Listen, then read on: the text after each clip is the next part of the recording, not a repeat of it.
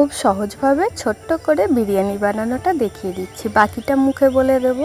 তো মাংসের মধ্যে প্রথমে দিয়ে দিচ্ছি পরিমাণ মতো টক দই, কাশ্মীরি লঙ্কার গুঁড়ো, ধনে গুঁড়ো, গোলমরিচের গুঁড়ো, আর সঙ্গে দেব বিরিয়ানি মশলা, প্যাকেটের বিরিয়ানি মশলা দিচ্ছি।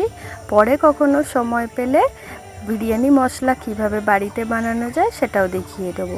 আর খুব অল্প করে দিচ্ছি লঙ্কা গুঁড়ো, খুব সামান্য অল্প করে একটুখানি হলুদ গুঁড়ো দিয়ে দেব।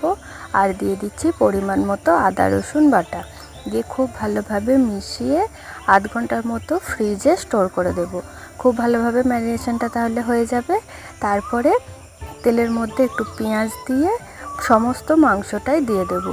এই তেলটার মধ্যে আমি বেরেস্তা ভেজেছিলাম, আর বেরেস্তা ভাজার সময় তেলেতে ঘি দিয়েছিলাম, আবার ওই তেলেতেই আলুও ভেজেছি। তারপরে এই তেলটার মধ্যেই মাংসটা রেডি করছি। নুন দেওয়া হয়নি প্রথমে, তো পরিমাণ মতো নুনটাও দিয়ে নিতে হবে। এবার দুবার ঢাকা দিয়ে মাংসটা রেডি করে নেব।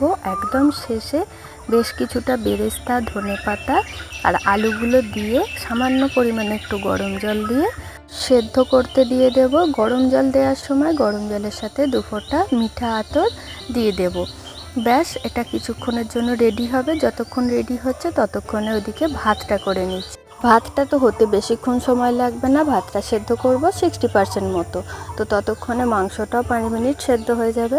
এবার মাংসটা হাঁড়ির মধ্যে দিয়ে সুন্দর করে লেয়ার করে সাজিয়ে দেব। ওপরে একদম দিয়ে দিতে হবে বেরেস্তা, বিরিয়ানি মশলা। এই জলটা দিয়ে দিচ্ছি গোলাপ জল, কেওড়া জল আর মিঠা আতরের জল। সঙ্গে দিচ্ছি ধনেপাতা, পুদিনা পাতা আর বেশ খানিকটা ঘি ওপর থেকে দিয়ে দিতে হবে। ব্যাস, আর কিচ্ছু দেবো না। একটা চাটুর ওপর হাঁড়িটা বসিয়ে 15 মিনিট হাই ফ্লেমে, লো ফ্লেমে 10 মিনিট। রেডি হয়ে গেল বিরিয়ানি। খুব সহজভাবে দেখিয়ে দিলাম। হ্যাঁ, সবটা দেখাতে হয়তো পারিনি, কিন্তু সবটা বলে দিলাম। কত সুন্দর দেখতে হয়েছে দেখুন, একদম সেই দাদা বৌদির বিরিয়ানির মতো দেখতে হয়েছে, খেতেও কিন্তু হয়েছিল সেই রকম।